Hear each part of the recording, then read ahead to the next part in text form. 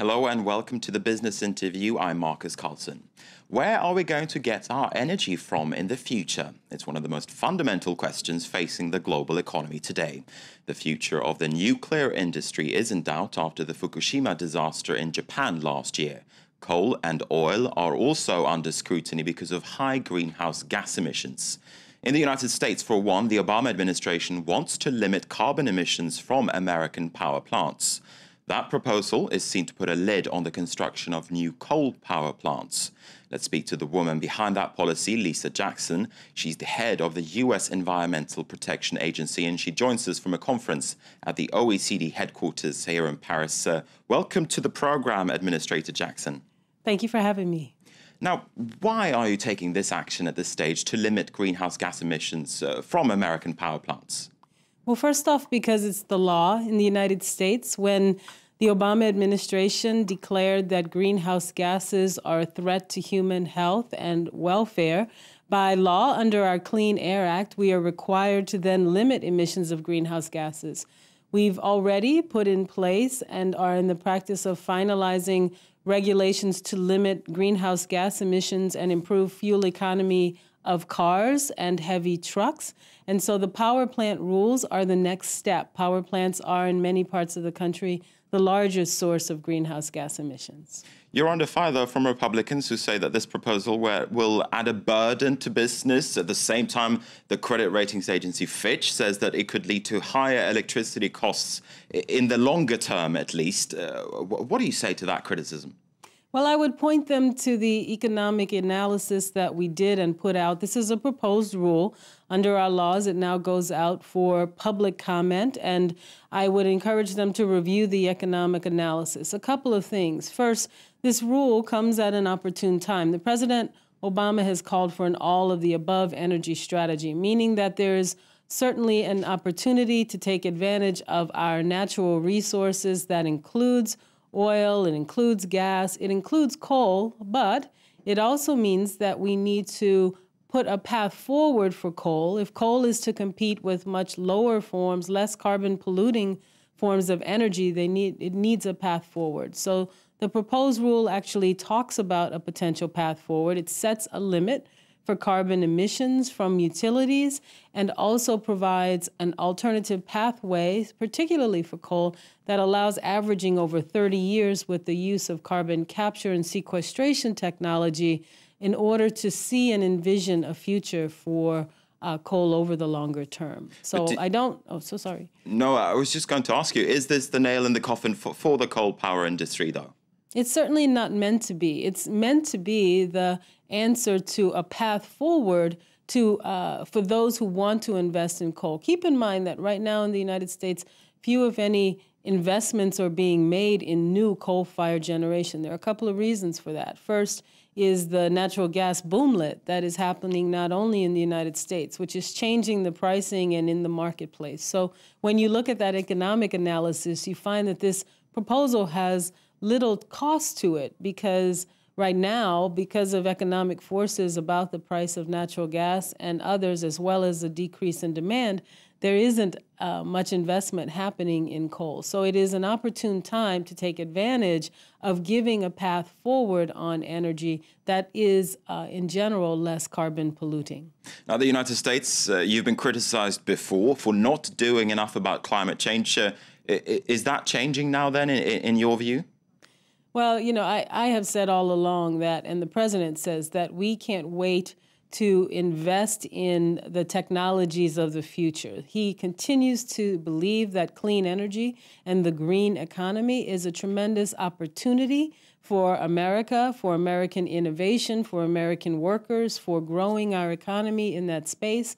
And so we have continued to move forward, whether it's the Environmental Protection Agency, which I head, moving forward with smart rules that take advantage of our natural gas future or our other futures on energy, or whether it's investments in energy efficiency that the president has made tens of billions of dollars through the Recovery Act, or whether it's our public lands and looking at public lands and allocating space for not just traditional oil and gas development, which is at record highs in the recent past, but also for renewables. Now, there are concerns, though, that you, as the administrator of the EPA, that you're weighing down businesses with all this fresh regulation. I assume that you don't agree with that, but do you feel, though, that environmental concerns, they're coming in second to economic growth and business at this very sensitive time for the U.S. economy as well as for the global economy? Well, I echo what the president has said so often, which is that regulation and standards which are set to protect our air and our water quality, protect our lands and our people's health, have to be sensible. They have to reflect common sense and good economic analyses. We believe our regulations have done that, whether it's our regulations to limit mercury and arsenic and acid gas from power plants, whether it's our regulations which have really helped revitalize the domestic auto industry. But he also says, and I said, that there is no choice between a healthy economy and a healthy environment for our people, and that we cannot use this current economic crisis as an excuse to roll back protections that Americans have come to rely on for their air and their water. The United States, though, you're against a European Union scheme to charge airlines for their carbon emissions. It means that American or Chinese airlines, for that matter, flying into European airspace will have to pay for their CO2 emissions. Are you then personally for or against that scheme? Well, I always say there's no personal opinion when you're working as part of the administration. We're putting forth the country's and the president's views on the matter. I know those discussions are continuing with the EU, and they involve our transportation ministry as well as our Treasury Department, our finance ministry, because, of course, they have the potential to impact all three. And I think it's very important that discussions continue along the lines of trying to find solutions. So, once again, though, why in particular is the United States against what this scheme currently looks like, at least? Well, the United States is asking important questions, as are others, about how the scheme impacts our domestic manufacturers as well as domestic and international airlines. And I think those questions deserve full discussion. EPA has not been the lead. My organization is not the lead. As I mentioned, it's been our Treasury Department and our Transportation Department, and we continue to work primarily on the scientific aspect of reducing greenhouse gas emissions and the impact of any proposal. We're able to give some assistance in that regard. All right. I want to take it back a little bit to the question that I asked in the beginning of this program, and that is where we're going to get our energy from in the future. You've touched upon it a little bit, but what's your view on that? Is the solution nuclear? Is it natural gas? Or is it wind power at this stage? Well, President Obama would say that it's all of the above, especially right now for all of our economies. We can't turn our back on the fact that about 40% of United States power generation today is from coal. We can't turn our back on the fact that we have new domestic sources of natural gas and oil that are changing the game, especially on the natural gas side, making an entirely different future possible, which natural gas, of course, if it's developed correctly, is much less carbon intense than coal if you're not wasting it, if you're not wasting the methane into the atmosphere. So we have those opportunities. We have a nuclear plant which is being constructed with federal loan guarantees by the private sector in the United States as well. But what the president has said is we must double down on investing in the innovation, the research, and the deployment of green, sustainable, renewable energy. Because as we learned at this meeting where I am here in Paris today, energy and the wise use of it, no matter how much new resources we may find, is still going to be the challenge for our planet and for countries in the next decades. But you say that we must focus more and more on renewable energy sources. From a business perspective, though, that makes some people concerned that we're going to pay a lot more for our electricity and our energy in the future. Are the days of cheap electricity behind us? That's a question that businesses as well as consumers are asking. Well, let me just answer from EPA's perspective, because it's one of the myths that are out there.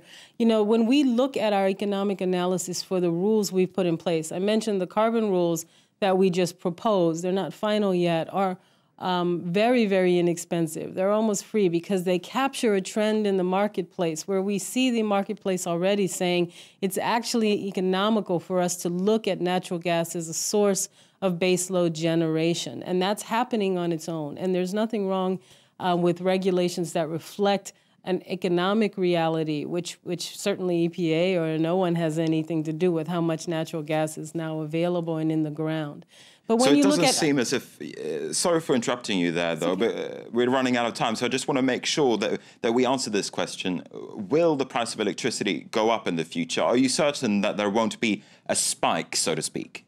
Well, from the perspective of the rules that EPA has proposed and adopted, say the mercury standards or our standards to limit transport of pollution from the Midwestern part of the United States over to the East Coast where a large number of Americans live, our modeling shows that the costs are quite manageable. There will not be spikes in electricity prices. The president wouldn't want us to finalize a rule that required that Americans pay drastically more. It does anticipate a small increase in the price of electricity, well within the amount that most Americans say they're willing to pay for cleaner, healthier air.